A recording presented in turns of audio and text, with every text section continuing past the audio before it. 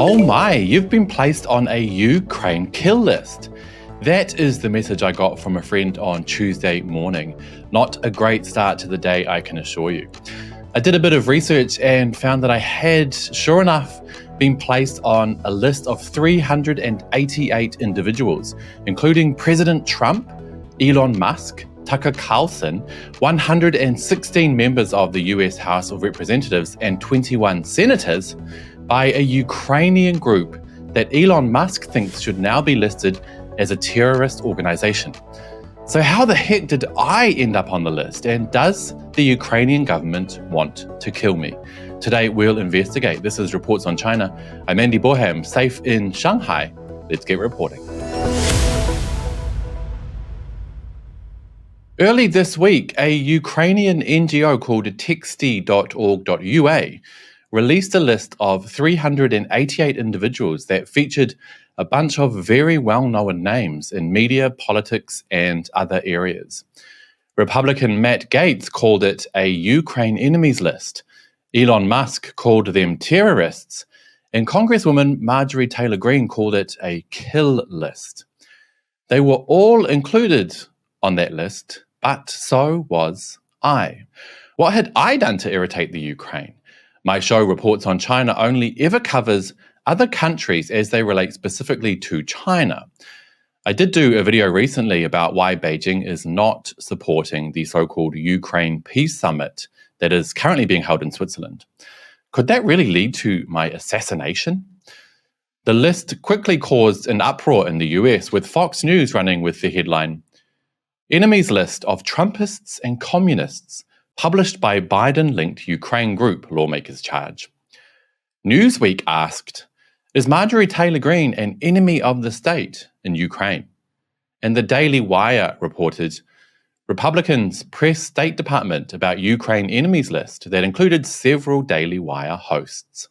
To sum it up crudely, conservatives in the US are alleging that the list was created with help from US State Department funding under President Biden, and they're demanding answers. Fox News quoted two Republicans in their letter to Secretary of State Antony Blinken, who called the list an excuse to smear a large group of Americans who have been skeptical of aid to Ukraine in one form or another. The Republicans say that the list has all the hallmarks of a US targeting influence operation and are demanding information from Blinken on whether or not he funded and or worked with the NGO to create the list. But naturally, all this just made me even more confused as to why I would be on the list. My next stop was the website of the NGO, where I found their report and their list, titled "From Trumpists to Communists, the Forces in the US Impeding Aid to Ukraine." Strange, mainly because it doesn't seem to relate to me at all. I'm not in the US, I'm not American, I've never impeded aid to the Ukraine, let alone talked about it. I was somewhat relieved, though, to scroll down and find an update which said specifically that this is neither a list of enemies nor a kill list. I mean, I guess that made me feel slightly better, but the fact that they had to mention that at all is at least a little bit concerning, don't you think? After scrolling a little more, I found out what the report and the list is basically about. This is what they said. Numerous NGOs, well-known activists, and political commentators in the US consistently advocate for American isolationism and oppose support for Ukraine. Their stance is significant in the context of the ongoing war, given Ukraine's heavy reliance on US assistance, which is increasingly challenging to secure. We've identified a broad spectrum of aid opponents, ranging from Trump supporters to communists, and examined their connections. While our research does not cover every public figure opposing aid to Ukraine, it highlights prominent individuals and common arguments that often mirror Kremlin propaganda. This got me even more confused, since again, I'm not in the US, I don't publicly oppose aid for Ukraine, and I'm not a Kremlin propagandist. I mean, I'd kind of understand if they called me a Chinese propagandist, but a Kremlin propagandist. It just got more and more confusing as I kept scrolling. Basically, the list is made up of different groups of people, which they call an ecosystem, surrounding key figures and groups like Donald Trump, Code Pink, Tucker Carlson, Russia Today, The Grey Zone, and others. The report goes into detail about some of those people, including what they've said or done that supposedly goes against continued US funding of the crisis in Ukraine. For example, of Tucker Carlson, they said, Russian propaganda disseminator Tucker Carlson recently managed to bring a 2-hour lecture on pseudo-history by Russian dictator Vladimir Putin to millions of Americans. And then finally, after hovering my mouse over the little green dots on the extremely poorly designed website, I found my name under media among people like Tucker Carlson, Andrew Tate, Ben Norton, Scott Ritter, Seymour Hersh, Jimmy Dore, and Steven Seagal. But still, no mention of me in the report text. Finally, I found right at the bottom a text table with all of the names listed in no apparent order.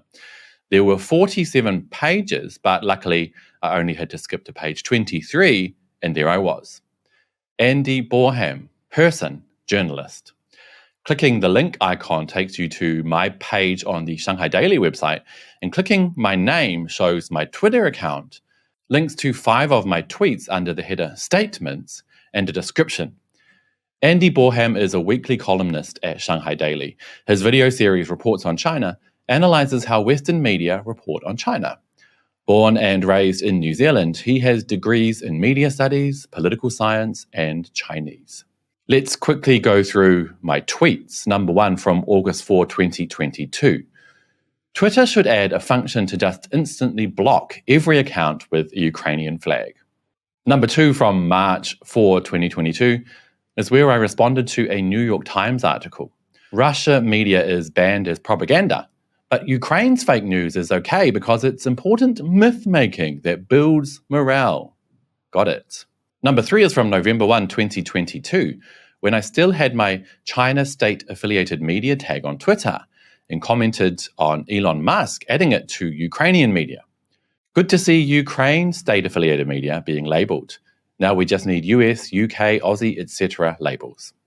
Tweet number 4 is from December 29, 2022, where I simply stated, I see Ukraine flag, I block.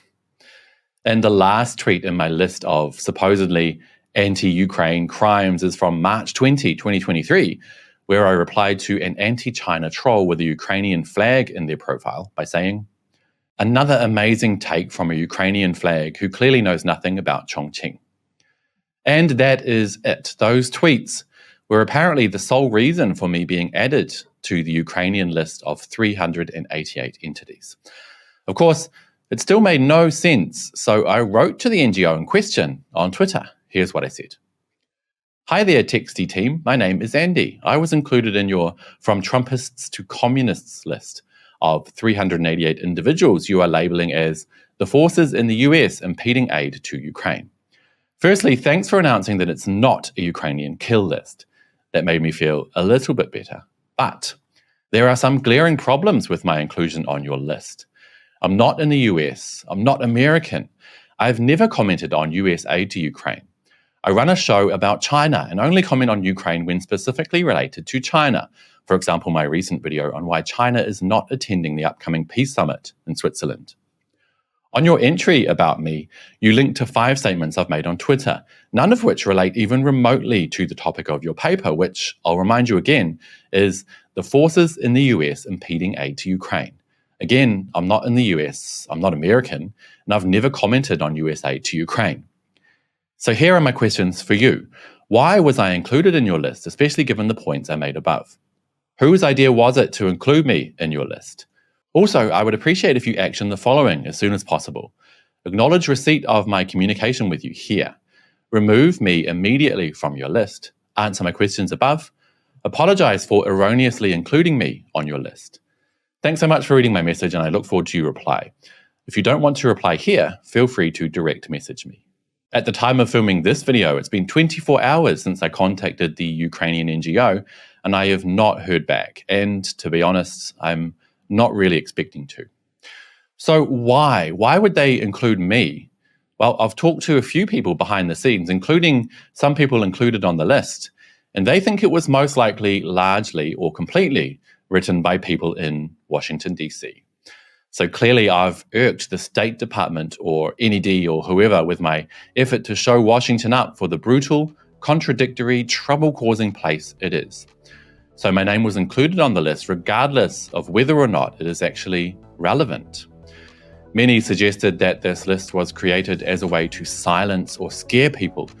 To the contrary, I stand by everything I say on this show 150%, and I will not stop doing what I do, regardless of who puts me on their little lists. China, my home for the past decade, does so much good for the world today, and I will not back down from letting the world know that, period. So what do you guys think? Do I need to worry? Will the NGO finally remove my name from their list? And do you think the US is behind it? As always, I would love to know what you think, so do let me know down below. And don't forget to hit like and subscribe if you haven't already. I'll see you all next time. Bye-bye.